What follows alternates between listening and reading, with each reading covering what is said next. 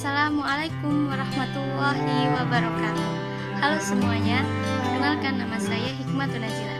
Di sini saya akan mengajak kalian untuk belajar bersama mengenai salah satu turunan dari cabang ilmu dalam sebuah kajian mengenai teks Al-Quran, yaitu jinas dalam memahami ayat-ayat Al-Quran.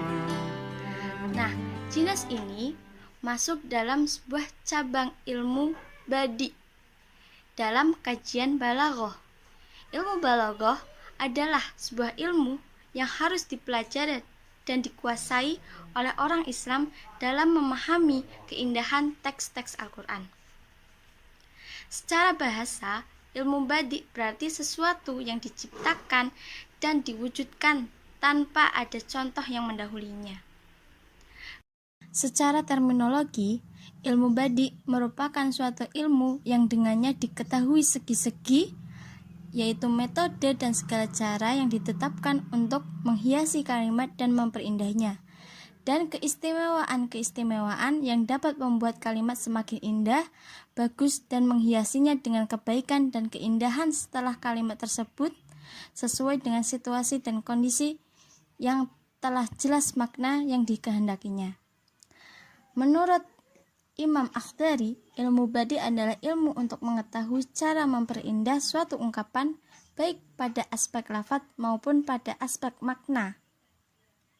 Sehingga dalam pembahasan ilmu badi ini dibagi menjadi dua bidang utama, yaitu muhassinat lafdiyah dan muhassinat maknawiyah. Muhassinat lafdiyah ini merupakan gaya bahasa yang menjadikan kata-kata lebih indah dan enak untuk didengar dari segi lafadz atau artikulasi bunyinya. Sedangkan muhassinat maknawiyah merupakan gaya bahasa yang memberikan keindahan pada aspek makna atau semantik dalam sebuah ungkapan. Kemudian, kaitan badi dengan ma'ani dan bayan.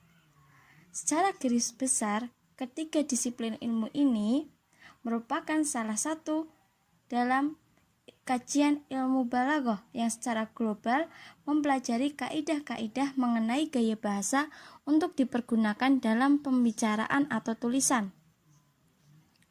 Mengutip dalam bukunya Abdurrahman tentang dasar-dasar metode stilistika, jika diibaratkan dengan membangun rumah, ilmu ma'ani itu digunakan sebagai bahan baku yang bagus dan berkualitas untuk membangun rumah.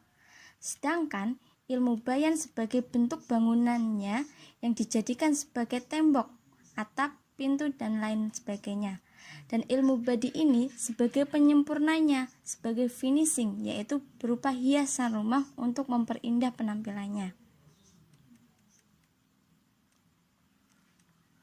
Kemudian, jinas. Jinas dalam kaidah ilmu balaghah, jinas bermakna kemiripan pengungkapan dua lafadz yang berbeda artinya. Kata jinas merupakan suatu kata yang merupakan bentuk dari kata jins yang bermakna sebagian dari sesuatu. Contohnya dalam potongan ayat Quran surat Ar-Rum ayat 55. Bismillahirrahmanirrahim.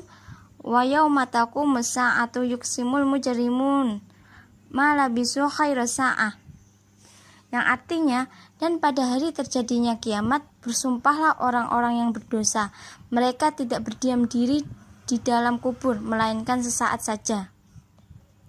Pada Quran surat Ar-Rum ayat 55 ini terdapat kata as-sa'ah yang disebut dua kali.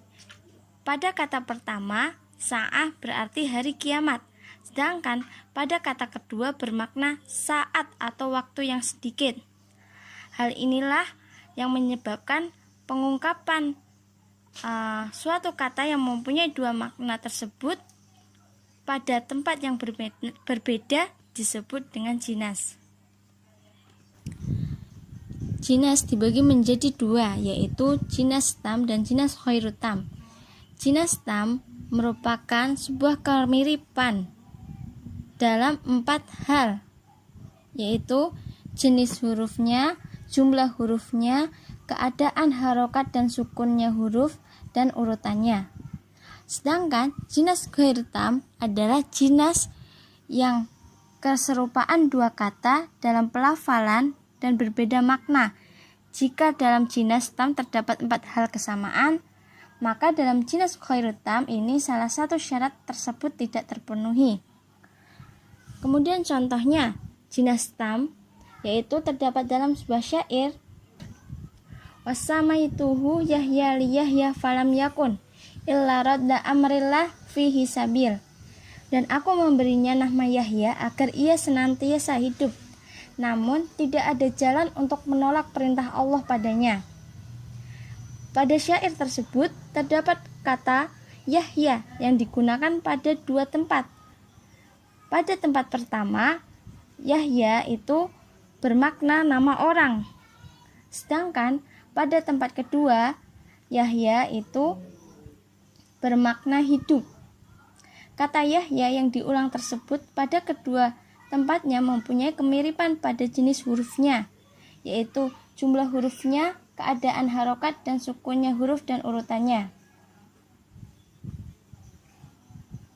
Sedangkan jinas ghairu tam, 2 lafaz yang sejenis namun berbeda dalam jumlah hurufnya. Contohnya dalam Quran surat Ad-Duha ayat 9-10. Fa'ammal yatima fala taqhar wa ammas sa'ila fala tanhar. Yang artinya, adapun terhadap anak yatim, kamu jangan berlaku sewenang-wenang, dan terhadap orang yang meminta-minta, maka janganlah kamu menghardiknya. Pada kedua ayat tersebut terdapat kata tanhar dan tahar. Antara kedua kata tersebut ada salah satu dari 4 hal yang berbeda, yaitu pada hurufnya. Dengan demikian, jinas pada kata tersebut dinamakan jinas ghairu tam. Kesimpulannya, dari pembahasan mengenai jinas dalam memahami ayat-ayat Al-Quran, kita telah mengetahui bahwa jinas merupakan bagian dari muhassinat lafdiyah yang merupakan unsur dari ilmu badi. Kemudian kita juga mengetahui bahwasannya jinas juga dibagi menjadi 2, yaitu jinas tam dan jinas ghairu tam. Jinas tam merupakan keserupaan dalam pelafalan namun berbeda makna. Syarat jinas tam yaitu memiliki kesamaan antara jenis hurufnya, jumlah hurufnya, keadaan harokat, dan sukunnya huruf dan urutannya. Sedangkan jinas ghairu tam ini salah satu dari syarat tersebut tidak terpenuhi. Mungkin cukup sekian dari saya, kurang lebihnya mohon maaf.